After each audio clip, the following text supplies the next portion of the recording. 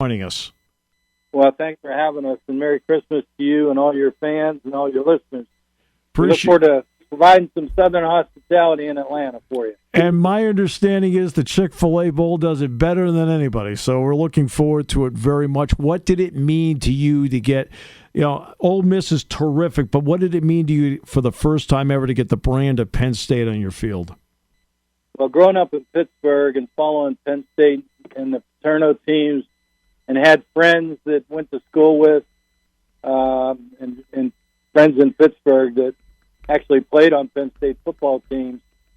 I know the brand is one of the best 5 brands in the country, and the teams are fantastic. I know James Franklin from Maryland, when he coached in our game in 2003 when he was offensive coordinator, followed him all these years, and it truly was a blessing to see Penn State pop up on that screen on ESPN to see they were coming to the Chick-fil-A Peach Bowl. And as you mentioned, this is a year of first. First time Penn State will be in the Chick-fil-A Peach Bowl. First time that Penn State will play Ole Miss.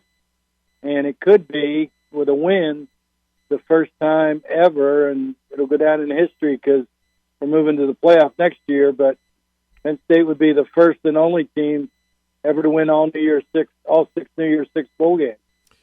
Absolutely, and that's all a chance for them to make history at a game that has great history. I mean, you presided over this for a long time. What kind of growth have you seen, and what did it mean that the Chick-fil-A Bowl, which then transitioned back to the Peach Bowl moniker, got back into the New Year's Six, or got into the New Year's Six? Well, that's interesting. Our title sponsor prior to Chick-fil-A was, according to the media, was weather plagued, because every report would come out, the weather plagued Peach Bowl, because our weather was so bad. We were known for, if you ask people in Atlanta, hey, have you been to the Peach Bowl? Yeah, it was the coldest I've ever been in my life until 1992 when we had the Georgia Dome, where we could promise 72 degrees. And then in 1997, when Chick-fil-A signed on as the title sponsor, which now they're the longest title sponsor in college football history of a bowl game. They've been great partners. And for me, having volunteered when I was in my corporate life with Adidas and Converse as a volunteer on the board of the old Peach Bowl, to see it grow from, struggling to now where we're part of the New Year's Six, being 56 years old, and in the same sentence with bowls that are 105 years old like the Rose Bowl and 85 years old like the Cotton and the Orange and the Sugar, and be a part of the New Year's Six has really been great to see. A tribute to a lot of people who's done a lot of hard work, and we're blessed to be a part of it. It's interesting because you mentioned the Georgia Dome. I actually did a game in the Georgia Dome, but it was the NCAA tournament, so yeah, that's right. Didn't get a chance to do a football game in there. All right. Now having Mercedes-Benz Stadium, yeah, which I think is the best stadium in the country. Great sight line, great fan experience. The concessions are the lowest price concessions in any facility in America. Yes. It's and with a sold out, we expect a fully sold out crowd. It's going to be a dynamic experience for all the fans of Penn State, knowing obviously that when there's a whiteout or a Penn State game, to me it's one of the top 5 experiences I've experienced in 45 years being in sports. But Mercedes-Benz is a special place when we get 2 college teams in there and 2 high-ranked teams like we'll have for the Chick-fil-A Peach Bowl. Yeah, 2 teams that in a 12-team playoff both would have made it. And I'm glad you brought up the concessions because I was going to bring that up. People don't realize that in that building, right, you're going to be surprised when you go up to the concession stand and say, really? I'll take 2. Yeah. It's phenomenal. I give Arthur Blank all the credit in the world. Yes. He went to Levy and he said, look, here's what I'm going to pay you. Now you're out of the deal. You just service it. I'll name the prices of the stuff. And don't you know he did more business than if they would have had to higher prices because people didn't eat before they went to the stadium like they used to because the stadium prices were too high. So now they buy their food in the stadium, and they've made more money off having lower priced items than before. So great idea by him, and we're blessed to have him in Atlanta as somebody that's really done a lot of great things in the city. Gary, let's talk about the value of bowl games and the value of the Peach Bowl. What is the value to the community in terms of what it does to give back and to charities and so forth, and the value, in your opinion, of the game itself? Yeah, I'm glad you asked that. We were founded in 1968. It's the ninth oldest bowl game in the country, but we're the first bowl game founded for charity. And so we've kept that as part of our DNA all these years. We've given $62 million to charity, which sets us apart as the number one most charitable bowl organization in the country. We recently gave $20 million to Children's Healthcare of Atlanta to start trials and find cures to eradicate childhood cancer. Wow. We now have 12 trials with 37 kids in them, and our leukemia trial is going to its second phase. And I think one of the places they're going to use is Pittsburgh Children's Hospital. Wow.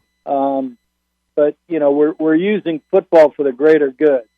We have $9.3 million in endowed scholarships in 35 universities throughout the country of teams that have played in our bowl game or our kickoff game. We'll donate $50,000 to each team from the Peach Bowl this year. Chick-fil-A corporately will match that, so we'll have $100,000 in an endowed scholarship that we'll give to Penn State University as well as Ole Miss for playing in our game. So it's something that's very, very important to us to give back through college football, and we do economic impact as well, like the rose and the sugar and the orange and the cotton, where we'll probably, with our kickoff game and our bowl game, we're typically somewhere around close to $100 million in economic impact, which translates to about $6 million in state sales tax, and we're typically about $5 to $6 million per year in charitable donations. So, college football has a big impact on Atlanta. We're the fourth largest convention town in the United States. Our African game and our Peach Bowl are two of the top five conventions in the fourth largest convention town in the country. So that's how, and you put the SEC championship in there, three of the top five conventions on an annual basis in Atlanta are college football games. So that's how important college football is to Atlanta. Then you add on top of that having the College Football Hall of Fame there, having the longest run kickoff game. College football, very, very important to Atlanta, and a lot of media have called us the capital of college football. And justifiably so. And on top of it, you talked about James Franklin being down there, and you remember him, you remember the game specifically. Gary, you've done this for a while. How important are relationships to you? We talked about that today at the press conference. With Brian Tripp afterwards. I told people I don't root for teams, I root for people. And I said, being in this business, to get people to play in our kickoff game, to get people to play in our golf tournament, which is the preeminent golf tournament for college coaches in the country. And before we moved into the CFP, I was responsible for selecting the teams for the old Chick-fil-A Peach Bowl. It really is something that is very simple in my mind. People want to do business with people they like, yep. Number one, who they consider friends, number two, and who they trust and will do business and will deliver on what they say they're going to do. So, sales to me has never been hard. Building relationships is what it's all about. And, we have an external business philosophy that I created called CARE, which is C is for customer. Always treat the customer first. A is for attitude. Bring a great attitude to everything you do. R is relationships. We build deep, long-lasting relationships so you can do business with someone today, and in 20 years they'll want to still do business with you again. And then E is for excellence. We strive for excellence in all that we do. So, that's our philosophy, and I think that's pretty much what's held us in good stead all these years. How excited are you about the pure game because of the styles of the teams involved? Yeah, I said in our initial press conference with both coaches when CFP announced the matchup, I said styles make for great fights. And when you look at the defense, which total defense, Penn State's number one in the country and third overall in passing defense efficiency, and some other categories. And you look at Ole Miss offense, which they have a top 10 quarterback, top 10 running back, top 20 offense. At the end of the day, you're going to see a great offense against a great defense. I think one of the keys, or two of the keys of the game, are going to be Penn State's defense ability to play against the team that gets a playoff every 23 seconds. Yep. And playing against a hurry-up offense is a different kind of defense you got to play because you're not always going to get substitutions in for different plays, different situations in the game, different downs. You got to be ready to play because they put that ball down and they're right on it without any huddle. I think secondarily, the turnovers, which any coach will tell you is typically the telltale sign of the game, but both these teams are very stingy in giving the ball up, but very efficient in getting the ball back. So I think turnovers and Penn State's ability to deal with the hurry-up offense are going to be two real keys to this game. Final topic I want to go to is that of bowl games themselves. There are some that have a narrative, and it's a narrative, that, they're meaningless exhibitions, right? You and I, of course, feel, I know we talked about this before, feel very strongly 180 of that. So tell us from your point of view what these games mean, not just for the sport itself, but for the players as well. Well, I used one example over the 26 years I've been doing this. Frank Beamer, after his Virginia Tech team played in our game, he had all the seniors get up and just talk to the rest of the team and the coaches about what it meant to be a part of the team, to be a part of Virginia Tech's football heritage, to play next to their brothers, to play for the coaches they played for, to say what they learned about themselves, individually as well as collectively, on how to be a part of a team. And all these things lead to what people are going to have to do when they get in the real world and when they get in the business world. You know, I was fortunate enough to play basketball at North Carolina State and coach basketball there. And there's no greater teacher than sports. You deal with winning, you deal with losing, you deal with adversity, you deal with, as Bill Curry said in his book, 10 Men in a Huddle. Yep. You know, you can have a white kid from the hills of North Carolina and a black kid from the streets of L.A.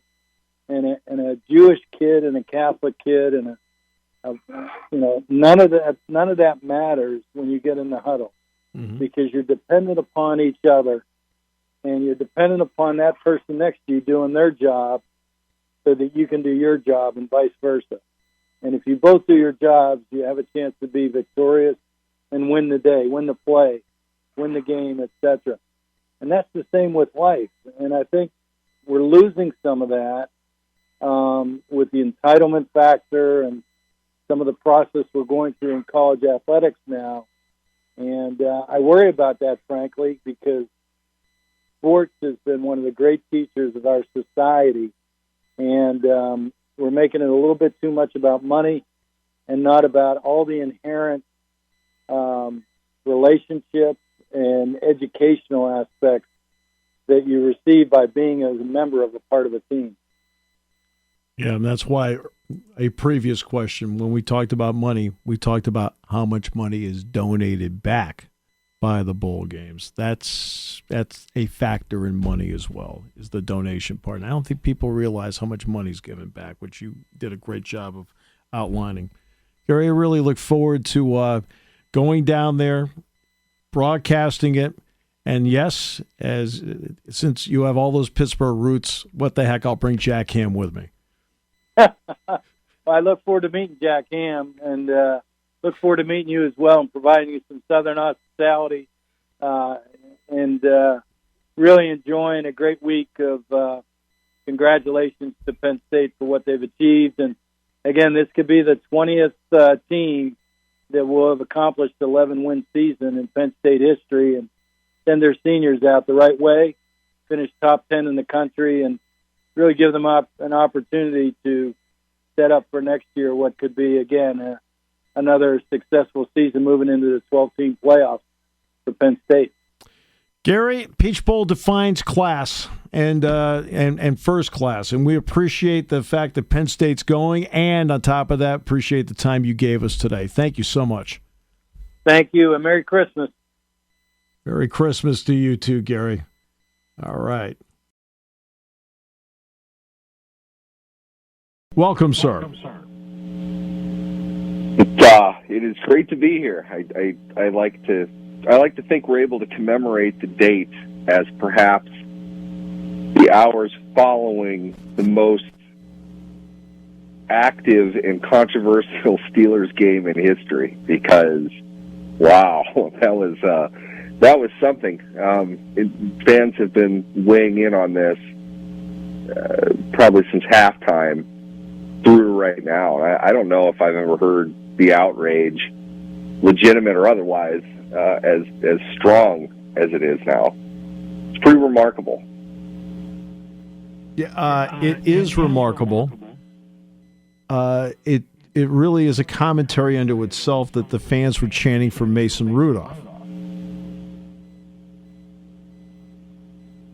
Yeah, I think that when you get into a situation where when Mason Rudolph legitimately looks like a viable option, you know that things are not going well. Yeah. And that was what I thought during the game. I think I even tweeted this at one point. I might even agree with him. Yeah.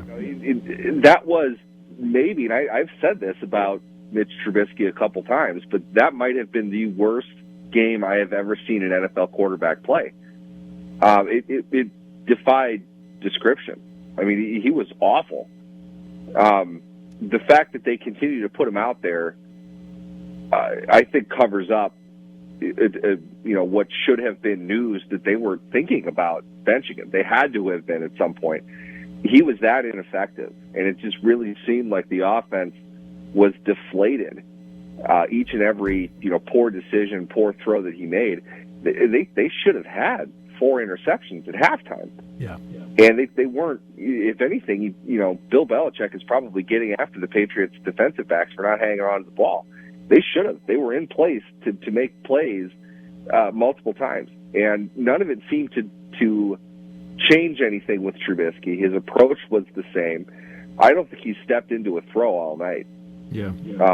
Normally, I might suggest he might have been hurt. That's not usually what you say about a player that's playing really well. Right. It was a mess. Plain and simple. It was an absolute mess. And I don't know what they do from here either. I think they are legitimately in uncharted waters just because they have tried things. This is not a lack of effort. This is not something that can be, kind of cast off as throwaway rhetoric at the end of a game. They have problems that they're not going to fix. Certainly not this season. They might not even be able to make hay next week going into their next game. It's that bad. And the opposite should be happening. If you go as far as firing your offensive coordinator, I'm not suggesting they should all of a sudden turn into the 07 Patriots, but they should show a modicum of improvement. if anything, they're worse. And none of it is working, whatever it is that they're trying to do. And it looked to me, based on, something I don't like. I don't like to point to body language or anything like that. Sure. Let's that's a George blah Pickens blah blah. aside. That's a blah blah blah. Yeah, thing. They look like they were running through sand. Yeah. And some of that could be a Thursday night game type of thing, but they really just did not appear as invested in what they were trying to do on offense as you'd think that they would be for an NFL game. Yeah. And I don't know if I have ever said that about any side of the ball under Mike Tomlin. Something's not stirring the Kool-Aid within Pittsburgh, and they've got a lot that they need to figure out, because what I saw in the last 2 weeks combined, there is no question in my mind, they have been the worst team in the NFL. And they're not going to be able to draft like they're the worst team in the NFL. No. So they've got a lot that they need to fix in a hurry. Right now, they're the 8. They entered the game. What strikes me is that they entered that game as the number 5 seed in the AFC. That's what they entered as. That, to me, is a commentary unto itself on the state of the league. That's my opinion. Yeah, I think the Steelers represent, in many ways, this baseline level that people are not quite adjusting to with the NFL. And I'm not 100% sure if it's a problem at the top or a problem at the bottom, or maybe it really just is everything is shrinking down, and the median level of the league is lower than what we're used to it being, if that makes sense. If the Steelers are, and this breaks us into different territory, because to me, and you've heard me say this a lot over the last 4 years, the Steelers have been a team less on talent than people and national media pundits suggest that they have. And instead of them underachieving, they've in fact overachieved. They've played above who they really are. Right. And when they come crashing to earth, we normally suggest that, well, Mike Tomlin teams can't beat bad teams. Mike Tomlin teams have been bad teams. They've beaten better teams than them more often than they haven't. But last night, the previous week, maybe even 3 of the last 4 weeks, they have been woefully inferior in many ways through significant chunks of play against their opponent. And we're just not used to seeing that. So I think to some degree, they overachieved perhaps even more than we thought they did earlier in the season. And they're just regressing to the norm now, regressing to the mean level that they should be at, but have been able to avoid being at the last couple of years, particularly late in the season when they've come on playing much better than they did earlier. It seems like they hit their peak earlier rather than later this year, and now it's a nightmare. They've completely fallen apart. Yeah. It's stunning because what happens to me in a situation like this is that your defense can only do so much when they're sitting there, and they, first of all, you are hamstrung defensively and the number of chances you can take, because your offense can't get it back if you make a mistake. You have to play defense to your offense, and right now the Steelers can't be overly aggressive defensively because their offense can't get it back. I agree. It's a two-way street. The same thing's happening on both sides of the ball. Both sides have to play above what it seems like they're capable of playing now to protect the other, and neither of them are getting the job done. And then add in, with the exception of Miles Killebrew, who's either blocking a punt or committing 3 penalties in a game, they're getting this extreme nature of special teams contributions, which last night it was a problem with the exception of the block punt. They've had terrible punting the last 2 weeks. It's not helping anybody. They're not, I know it sounds weird to say they're not playing as a team, but one hand isn't contributing to the success of the other. And we're seeing more and more gaps because of that. And then on top of it, particularly on defense, you have players getting hurt left and right. I don't know about you, but I don't know how many professional NFL caliber inside linebackers who were not injured last night played for the Steelers. Right. There are a couple of them that I don't know if they'll play again. It was bad. That is creating kind of a dire situation for everybody. They lost Alex Highsmith. That's going to show up in the aggregate over the last 4 games if he's not able to play. None of it is really helping out the overall cause. And they seem like a fractured, disjointed unit now. Whereas in the past, one thing I have always praised Mike Tomlin for is he has gotten the most out of lesser talented teams. And this team is probably a little bit more talented than they've been the last couple of years, but they've put some atrocious performances on the field this year.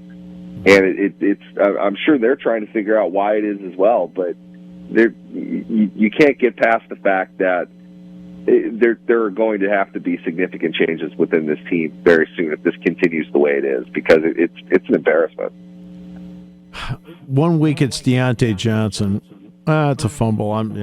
I got messed up on the previous play, so guess what? I'm not gonna play the next play. Okay. And then this week it's Pickens. I mean, do these guys not realize that, like, collectively they're not good enough and they need to do more work? To be blunt, no, I don't think either of them understand that. And I think that's part of the problem. Yep. That's a cultural thing in my mind.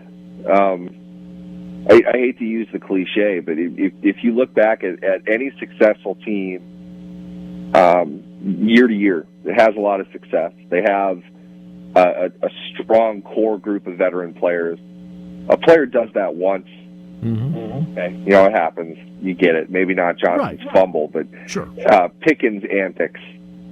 Okay, young player. I don't mind emotion. I'm not against that. I don't mind a guy wanting the ball. He wants to produce. I get it. When you're sitting on the bench and pouting like that, right. Knowing you're in a primetime game, that even for Thursday night, there's still going to be millions of people on social media that are going to see that. If something's not done about that as a player, as a team, you're eroding your core. Your leadership group has to step in and do something about that, because people are watching. You might be upset. That's a part of the game. That's a part of being a professional. I understand that, but you can't show everyone how upset you are just because you're upset. It's childish.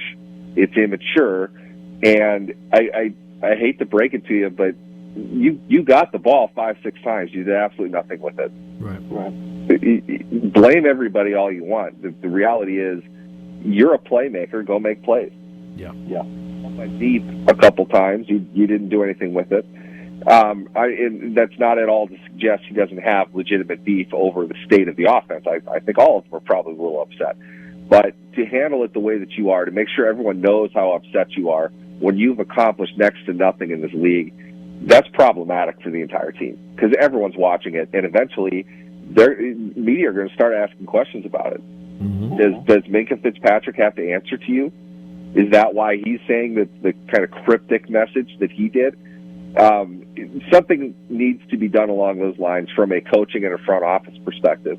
I thought they sent a strong message last year with Chase Claypool, and Pickens is now entering the territory where it's like, you don't produce enough game in and game out to complain this much.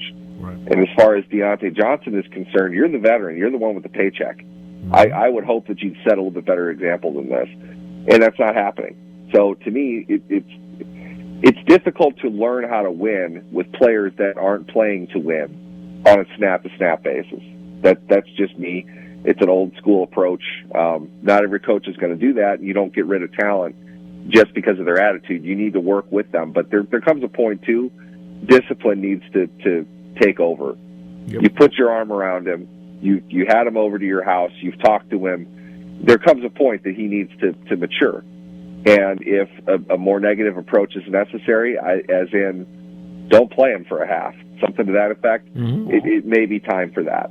I don't know how much they really want to do that in the NFL, but I think there's a lesson here that needs to be learned, and I'm not entirely sure that he's really shown that he's up to doing that. Yeah, well, exactly. So what the Colts are next?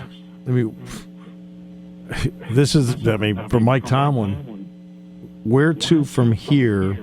And does he have to be looking over his shoulder a little bit based on the current state of affairs? I think he does. Look, to break it down simply, if you continue doing what you're doing, you're going to continue to get what you're getting. Yeah. If we look at this 10,000-foot level, in fact, I've kind of set this as my line of demarcation. Go back to the point Berger's elbow snap in 2019. Yep. Look at that team forward. Mm-hmm. Talent has been a significant issue. Depth has been a significant issue. These are all problems, and there has come a point where I feel Mike Tomlin has had to do some of the best coaching job in the NFL to get where he's gotten from them. But air is on fire constantly. It becomes the normal. And this team's normal is where it is right now. And if it can't be corrected, and it's not for a lack of trying. I don't want to hear that they haven't tried, okay? They've done a lot of things that they don't normally do lately. They have an assistant general manager that they've never had. They traded up in the draft, which they barely ever do. They took an offensive tackle in the first round, which they haven't done since I was in, elementary school. They've tried a lot of different things. And they have a great draft class, I'd like to point out. Yes. These things, though, are cumulative. It just seems like they're stuck in first gear, and they're stuck in the mud. You fired your offensive coordinator. You sent that message. That's something that hasn't happened in 80 years. You sent that message to the team. Nothing is changing. I don't know what else there is to offer up. Exception of really some type of combination of the offensive coaching staff is not going to be around next year. There's pretty much no way that's going to happen. Right. And if that's not acceptable to Mike Tomlin, and there are a lot of veteran coaches that would say, no, I'm not going to do that. I pick my coaching staff. This is what I want. If you're asking me to cook dinner, let me pick the meal. Mm-hmm. I understand that. It may end up leading to his resignation because there is no way they can continue doing what they're doing right now. They've had a lot of time. They've been given a lot of slack. They're spending more money. Matt Canada is being paid to not be there right now. Yeah. Yet the offense is worse than it was. Right. There are no other answers. At what point is Mike Tomlin accountable for it? And I don't mean this in a punitive way. I just mean at some point you have to say, look, despite our best efforts, this isn't working. We need to go in a different direction, and that direction is not going to include you. Thank you for the effort. There's honor in that. I'm not saying that he is a bad coach, because he isn't. And he'll get a job in 5 minutes if he wants one, and I think he'll be successful elsewhere. Maybe it's just too much has happened now, and both sides of this need a split. I honestly feel like they're kind of at the point now that something like that needs to happen, if it's not that. And it would not surprise me at all. And a large part of it is really going to depend on these last 4 games. But these past 2 games, if that is a wake-up call for your players, they don't respect you, and they're not following the lead that you're giving them. And it's time to find somebody else, as well as other players, to get this thing moving somewhere else. Neal, is this look? The Steelers have been for the last dozen years or so the Atlanta Hawks, and I've used that analogy before. Good enough to be in the playoffs, not good enough to advance, and then, of course, that means not high enough to get a draft pick. Is that about? I know I brought up the analogy before. Does it fit here?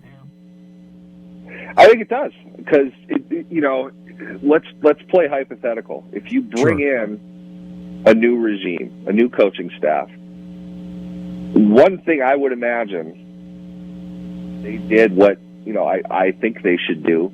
An offensive-minded coach with a new offensive philosophy. I don't know who would take that job, even the Steelers' job, if they did not have freedom to exercise a decision on the quarterback. That's Kenny Pickett. That's Mitch Trubisky. From what we have seen of both of them this season, that it just isn't going to work. There's not really anything objective you could say that makes you think they're on the rise, they're improving, they're okay at the most important position in sports. So because of that, the Atlanta Hawks analogy, I think, works, and it has worked. And it's also one that has become more true the more that you said it, because the first time you said it was like 4 years ago. Yes. That's exactly where they are today. It's the same thing. They're not good enough to win, and they're not bad enough to feel the need to overhaul everything. So you kind of need to make that choice maybe a little bit earlier than what the numbers are telling you, just because, this is the phrase I've been using. Does this look good to you or what? Yeah. Is That's this the best good? question. Is this acceptable? That's the best question right there. Does this look good to you? Yeah, you can't answer that any other way. And to me, that's the 10,000-foot level. You can't say you're doing is working, because it isn't. And you have said this each of the last 3 off seasons. What else can be done to change this per the direction you want to take the team? How am I not supposed to question your direction now? I really can't. So unless you're telling me something drastically different is going to happen, I'm going to need to go in a different direction. I think they're at that point. I really do. And again, I don't feel that Mike Tomlin is a bad coach. There are a lot of things that come into play, a lot of variables, and ultimately it's a conglomeration of all of those things together, being led by the person or a couple individuals ultimately steering the ship. Maybe he could go to, I don't know, I'm just throwing a team out there. Maybe he could go to Chicago and they could get that ship righted, because they need his kind of leadership. They've got that group already kind of assembled. He fits better with them, and they do really well. That's possible. And the reason I know that is because I saw the Kansas City Chiefs with Andy Reid beat the Philadelphia Eagles with Nick Sirianni in the Super Bowl. Yep. The Eagles fired Andy Reid, took the Chiefs a little bit to kind of get going. The Eagles found their footing, and they're both two very good teams, very well-coached teams by two good coaches. Andy Reid just, maybe he just needed something else. Philadelphia just needed something else. I just think that's the position that Pittsburgh is in right now. I don't know what else they could do that's reasonable, that would work, that'll get them over the hump that they're in. They have overachieved at a small level, and it's almost been detrimental in a way, because it's delayed a decision that probably needed to be made. You and I have been fortunate to have a lot of terrific segments over the years. This was one of the best. Appreciate it very much, Neal. Absolutely. Thanks for having me, as always.